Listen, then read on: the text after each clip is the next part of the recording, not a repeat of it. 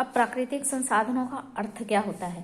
मनुष्य के प्रत्यक्ष या अप्रत्यक्ष रूप से उपयोग में जो भी चीज आएगी वो वस्तु संसाधन कहलाएगी।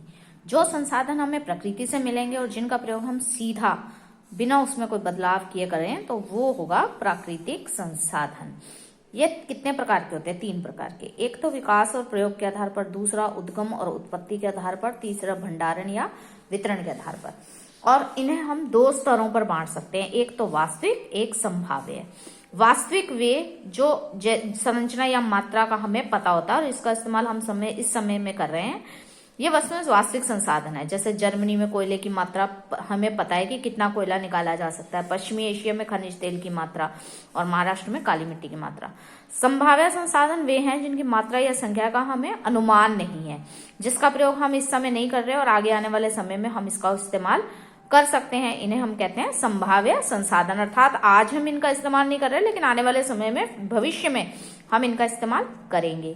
संभाव्य संसाधन का प्रयोग वर्तमान समय में ना कर पाने का उदाहरण 20 वर्ष पहले तेजी से चलने वाली पवन चक्कियां संभाव्य संसाधन थी, लेकिन आज के आधुनिक समय में हमारा देश तकनीकी प्रगति कर गया, इसलिए हम इन चक्कियों का प्रयोग कर पा रहे हैं। लद्दाख में पाए जाने वाला यूरेनियम भी संभाव्य संसाधन है, शायद हम आने वाले समय में इसका प्रयोग करेंगे। फिर है उद्गम और उत्पत्ति के आधार पर। अब उद्गम और उत्पत्ति अर्थात जो चीज जहां अवेलेबल होती है। आपने देखा हो कि नदियां हर जगह अवेलेबल नहीं है, नदियों का पानी उनके प्राकृतिक रास्ते से ही चलता है। तो इसमें पहला तो आया जैविक संसाधन, जिसमें सजीव या जीवित वस्तुएं यह जैविक कहलाएंगी। इसमें जीव जंतु, पेड़ पौधे, मनुष्य सब आएंगे। फिर है अजैविक, जिसमें जो वस्तुएं जीवित नहीं हो, वायु जीवित नहीं होती, मृदा जीवित नहीं होती, प्रकाश जीवित नहीं होता।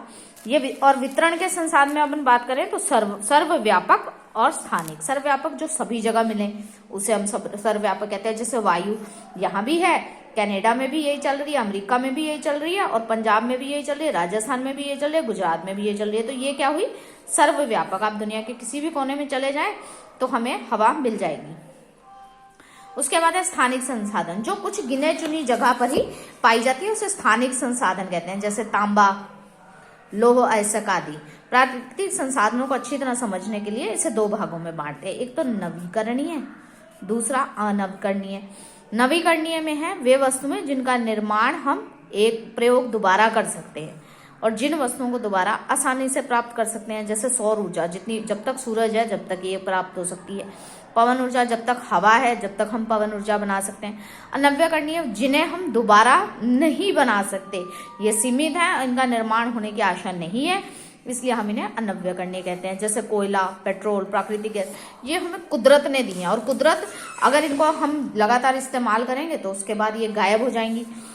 और किसी भी संसाधन का अगर लापरवाही से प्रयोग करेंगे तो ये जल्दी समाप्त हो जाएंगी और आने वाली पीढ़ियां इनका प्रयोग नहीं कर पाएंगी। इसलिए हम कहते हैं सेव वाटर, सेव अर्थ। प्राकृतिक संसाधनों का प्रबंधन। उसके बाद है मैनेजमेंट। अब हमें इनका प्रबंधन करना सीखना होगा। मनुष्य अपने जीविकोपार्जन के लिए प्राकृतिक संसाधनों का दोहन करता है।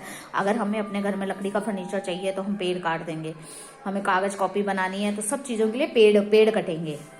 और आदि मानव पर्यावरण से प्राप्त वनस्पति और पशुओं पर निर्भर था। उस समय जनसंख्या कम थी, मतलब अगर 10 लोग हैं तो एक पेड़ है। जैसे हम, अगर इसमें एक कहानी है कि अगर एक कुएं पर 10 लोग पानी पिएंगे तो वो सारे काम कर सकते हैं और 50 पिएंगे तब भी कर लेंगे। लेकिन उसी एक कुएं पर अगर 5 लाख लोग या 50 लाख लोग हो जाएंगे तो उनको सूंघने के लिए भी पानी नहीं मिलेगा। तो वही चीज है कि आज जनसंख्या का लेवल, जो घनत्व है वो बढ़ गया है और चीजें कम हो गई हैं। हमने पेड़ लगातार, अपने घर बनाने के लिए लगातार पेड़ काट रहे हैं।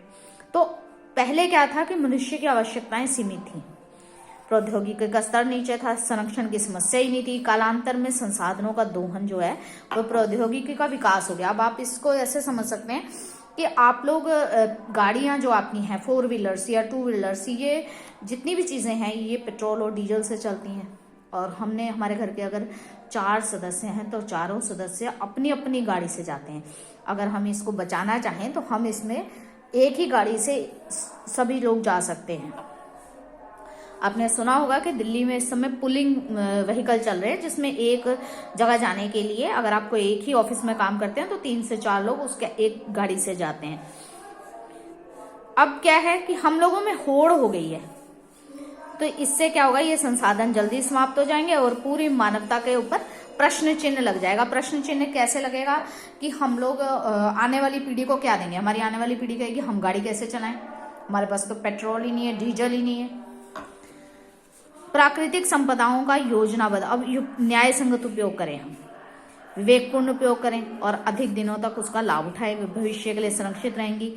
अब इसको समझने के लिए आप ये समझिए कि अगर गलती से घर के अंदर एक न्यूज़पेपर के अंदर एक लाइन लिखी हुई जाती है कि 2 दिन तक पानी बंद रहेगा, तो आपके घर में क्या होता है, पानी स्टोर करके रखते हैं और उसे थोड़ा थोड़ा इस्तेमाल करते हैं ताकि वो पानी 2 दिन 3 दिन जितने दिन के पानी नहीं आएगा उतने दिन आराम से चल सके। क्योंकि अगर वो लोग ऐसा नहीं करेंगे तो उनको पीने के लिए पानी नहीं मिलेगा। तो ऐसे हमें भविष्य के लिए इन सभी चीजों को, चाहे वो कुछ भी हो, पेट्रोल, डीजल, पेड़ पौधे, कुछ भी है, इन सब चीजों को सुरक्षित करके रखना है। तो सबसे पहले प्राकृतिक संसाधनों का प्रयोग ना करके उनकी रक्षा की जाए, कंजूसी से उनका उपयोग करें, उनकी आवश्यकता के बावजूद भविष्य के लिए बचा के रखें, अपने आने वाली पीढ़ी के लिए। संरक्षण का अर्थ है कि संसाधनों का अधिक समय तक अधिकाधिक मनुष्यों की आवश्यकताओं की पूर्ति हेतु विवेकपूर्ण उपयोग हो। संसाधनों के संरक्षण की आवश्यकता, मानव विभिन्न प्राकृतिक संसाधनों का प्रयोग अपनी आवश्यकताओं की पूर्ति के लिए करता है और अन्य पदार्थों की पूर्ति के लिए उसने भूमि को जोता है। सिंचाई और शक्ति के विकास के लिए वन्य पदार्थ और खनिजों का शोषण और उपयोग होता है। पिछली 2 शताब्दियों में जनसंख्या और औद्योगिक उत्पादनों की वृद्धि तीव्र गति से हुई है। विश्व की जनसंख्या आज 200 वर्ष पूर्व जहां 4.25 अरब थी, वहां 5.25 अरब पहुंच चुकी है, जो कि बहुत ही गंभीर विषय हो चुका है। भोजन, वस्त्र, आवास, परिवहन के साधन, विभिन्न प्रकार के यंत्र, औद्योगिक कच्चे माल की खपत भी हमारी बढ़ गई है। इसलिए प्राकृतिक संसाधनों का हम तेजी से गलत और विनाशकारी ढंग से शोषण कर रहे हैं और प्राकृतिक संतुलन बिगाड़ दिया है हमने।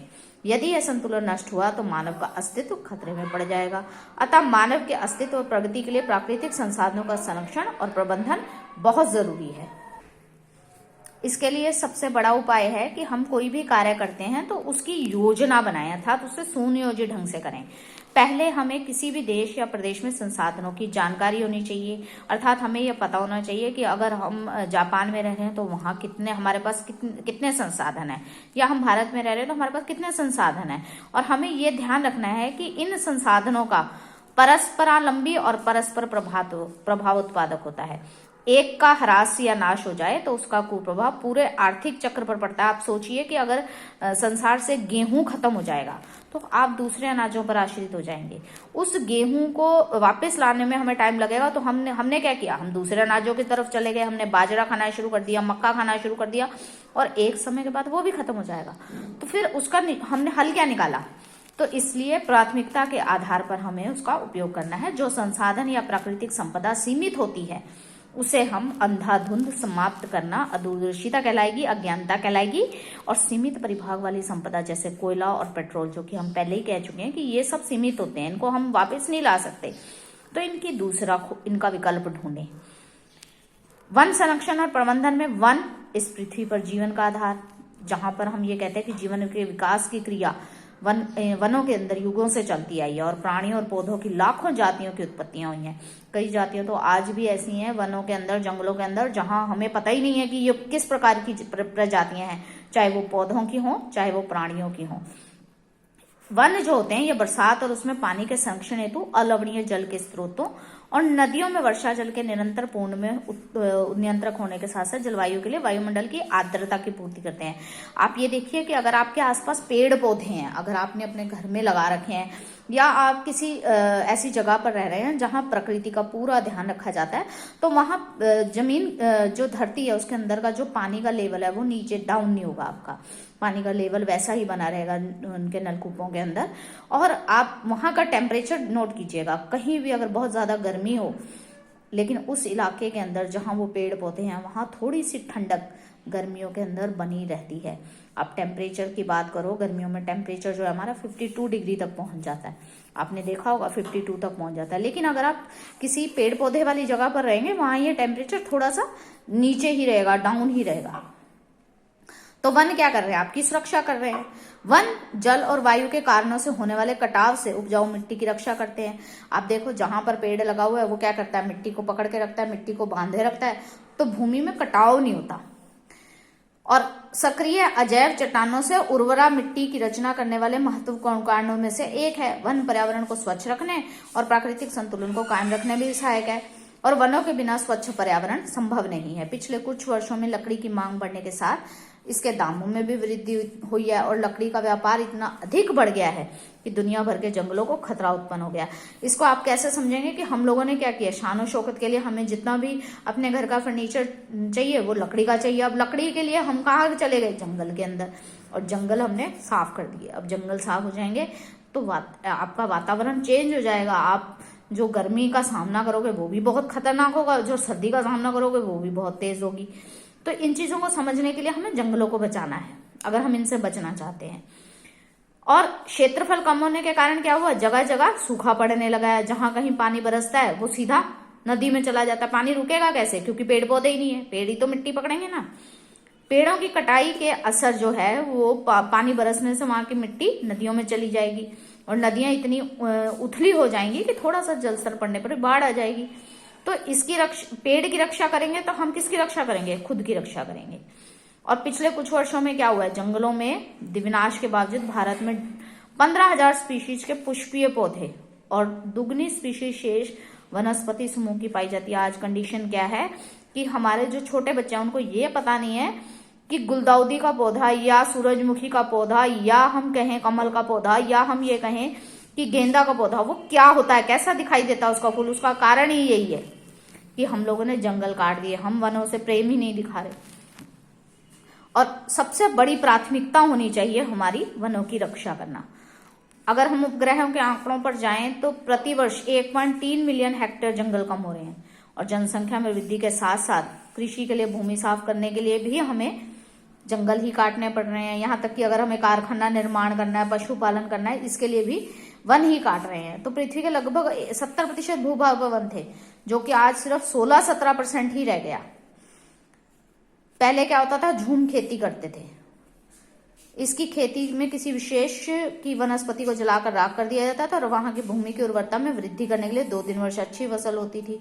कहाँ होती है ये झूम कृषि, नागालैंड, मिजोरम, मेघालय, अरुणाचल, त्रिपुरा और आसाम में आदिवासी इसे आज भी करते हैं। वनोन्मूलन के दुष्प्रभाव क्या होंगे, एक तो पोषणीय सीमा तक की कटाई हो जाएगी, वन काटने और वृक्षारोपण की दरों में समान अनुपात हो, वनों की आग से सुरक्षा हो, इसके लिए अग्नि रक्षा पथ बनाएं, हानिकारक कीटों में दवा छिड़कें और रोगग्रस्त वृक्षों को हटाकर उनकी रक्षा करें। विविधतापूर्ण वनों की एकरूपता पूर्ण वनों से अधिक प्राथमिकता मिलनी चाहिए। कृषि और आवास के लिए वन भूमि की जगह झूम पद्धति की कृषि पर रोक लगाएं। वनों की कटाई को रोकने के लिए ईंधन और इमारती लकड़ी के नवीन वैकल्पिक स्रोतों को काम में लिया जाए। अब इसमें इन्होंने कहा झूम कृषि पर रोक। झूम कृषि पर रोक पहले इसलिए थी क्योंकि पहले तो इसलिए झूम कृषि की जाती थी क्योंकि वन बहुत ज्यादा थे, लेकिन अब वन कम हो गए हैं, तो ये कृषि बंद हो जानी चाहिए। क्योंकि आप एक पूरा का पूरा जंगल गायब करने के बाद एक खेत बना रहे हो। बांधों और बहुउद्देशीय योजनाओं को बनाते समय वन संसाधन संरक्षण का ध्यान रखें, अर्थात ऐसे बांध ऐसी किसी जगह नहीं बनाए जाएं जहां आपको जंगल साफ करना पड़े। और वनों के महत्व के बारे में जन चेतना जागृत करें। चिपको आंदोलन हो गया, शांत घाटी क्षेत्र हो गया, ये सब जागरूकता का ही परिणाम है। वन संरक्षण में सामाजिक और स्वयंसेवी संस्थाओं की महत्वपूर्ण भूमिका है। सामाजिक वानिकी को प्रोत्साहन दें। वन संरक्षण के नियमों और कानूनों की कड़ाई से अनुपालना हो। अब हम बात कर रहे थे सामाजिक वानिकी की, तो वानिकी क्या है, सोशल फॉरेस्ट्री। प्रतिवर्ष वन रोपण की आवश्यकता है ताकि पारिस्थितिकी संतुलन बनाया जा सके, अर्थात पेड़ पौधे लगाने की जरूरत है। इसमें वन क्षेत्रों में वृद्धि होगी, बड़े पैमाने पर रोजगार भी होगा। राष्ट्रीय वन नीति में पूर्व राष्ट्रीय कृषि आयोग ने भी इसे बढ़ाने की मांग की थी ताकि वनों के क्षेत्र में विस्तार के साथ साथ गांव वालों को चारा, जलाऊ लकड़ी और गौण वनोत्पाद प्राप्त हो सके।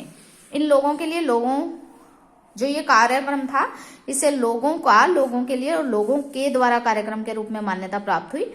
इसके 3 घटक हैं, एक तो कृषि वानिकी, दूसरा वन विभाग द्वारा नहरों, सड़कों, अस्पताल और सार्वजनिक स्थानों पर सामुदायिक आवश्यकताओं की पूर्ति हेतु वृक्षारोपण करना, और तीसरा है ग्रामीणों के द्वारा सार्वजनिक भूमि पर वृक्षारोपण करना। अब वन बचाओ तो वन्य जीव भी बचाने की जरूरत है, उनका शिकार नहीं करना है। प्राकृतिक आवास में जो जंगल है इनमें कौन रहता है, हाथी, शेर, गैंडा, हिरण आदि, और इन जीवों में पेड़ पौधों की जातियों के लिए इनको प्रयुक्त करते हैं। भारतवर्ष एक ऐसा देश है जो हम कहते हैं कि धार्मिक, सांस्कृतिक, राजनीतिक, जलवायु, भूमि और जैव विविधता से संपन्न माना जाता है। भूमि के क्षेत्रफल का 2.4% और विश्व की कुल जैव विविधता में से 8.1% हमारे देश में पाई जाती है। कुल मिलाकर स्तनधारियों की 500, पक्षियों की 1200, सर्पों की 220, छिपकलियों की 150, कछुओं की 30, मगरमच्छ और घड़ियाल की 30, उभयचरों की 142 और अलवणीय जल की मछलियों की 105 और अकशेरुकी जंतुओं की हजारों जातियां भारत में पाई जाती हैं। वन्य जीव जो है हमारे विलुप्त क्यों रहे? एक तो प्राकृतिक आवास नष्ट हो गए। प्राकृतिक आवास में हम ये कहते हैं कि भैया इनके वन हमने नष्ट कर दिए, इसलिए वन्य जीव विलुप्त हो गए। इसके कुछ कुदरती कारण भी है, जैसे ज्वालामुखी विस्फोट हो जाना, भूकंप आना, सुनामी आदि। और जनसंख्या वृद्धि जो सबसे इम्पोर्टेंट कारण है कि हम लोगों ने क्या किया, घर बनाने के लिए, कृषि करने के लिए या हमने औद्योगिक इकाई लगाने के लिए हमने इनको खत्म कर दिया। ऐसे ही आपने देखा हो कि जब बृहद जल परियोजनाएं बनती है, जैसे भाखड़ा नंगल हो गया, टिहरी हो गई, व्यास परियोजना हो गई, इन्हों में भी वन जो है वो समाप्त हो गए। फिर जंगलों में हम जो खनन कार्य करते हैं उससे भी हुआ, और इस खनन कार्य के कारण क्या हुआ कि अम्लीय वर्षा होती है, उससे प्राकृतिक आवास नष्ट हो गए। समुद्रों में तेल टैंकर और तेल के वास्ते समुद्री जीव खत्म हो गए, और ग्रीन हाउस प्रभाव के कारण पृथ्वी के आसपास का वातावरण गर्म होता जाता है, जिससे जैव विविधता नष्ट हो रही है। हमने जो आपसे पहले ही कहा था कि पृथ्वी का टेम्परेचर जो गर्मियों का होता है वो 52 डिग्री होता है, तो वो उसके कारण ये ग्रीन हाउस प्रभाव पड़ रहा है। फिर वन्य जीवों का अवैध शिकार, हम लोग अपना शौक पूरा करने के लिए इनका शिकार करते हैं। बढ़ता हुआ प्रदूषण और मानव और वन्य जीवों में संघर्ष। आपने देखा, अच्छा इस चीज को आप समझ लो, आपने देखा कि जंगल से शेर और चीता ये सब बस्तियों की तरफ आ गए। बस्तियों में आने का कारण क्या है? क्योंकि इनको वहां कुछ खाने को नहीं मिल रहा, तो हमने क्या किया, इनकी चेन पूरी तरह से बिगाड़ दी। अब एक संस्था है IUCN, international union for conservation of nature. इसका संकलन इसलिए किया गया कि जो जातियां विलुप्त हो रही हैं, जो जातियां समाप्त हो रही हैं ना, उनको बचाने की कोशिश की जाए। और विलुप्त जातियां कौन सी हैं? Dinosaur, Rhynia. और संकटग्रस्त कौन सी हैं जो इस कैटेगरी में आ सकती हैं, जो विलुप्त हो सकती हैं? उसमें है गैंडा, गोडावन, बब्बर शेर और बघेरा। ये भविष्य में समाप्त हो सकती है, इसलिए इनको बचाने की बहुत ज्यादा जरूरत है। सभेदे जो शीघ्र ही संकट की स्थिति में, अर्थात वो जो इस स्थिति में आ जाएंगी आने वाले समय में, कि इनको सेव करने के लिए हमने क्या कहा, ये यहाँ चली जाएंगी और ये यहाँ आ जाएंगी। दुर्लभ वो जो हमें कभी कभी देखने को मिलती हैं, और ये भी संकटग्रस्त में जा सकती हैं। इसमें आएंगे हिमालय भालू, विशाल पांडा। अपर्याप्त ज्ञात जातियां जो पृथ्वी पर हैं लेकिन हम इनके बारे में नहीं जानते हैं।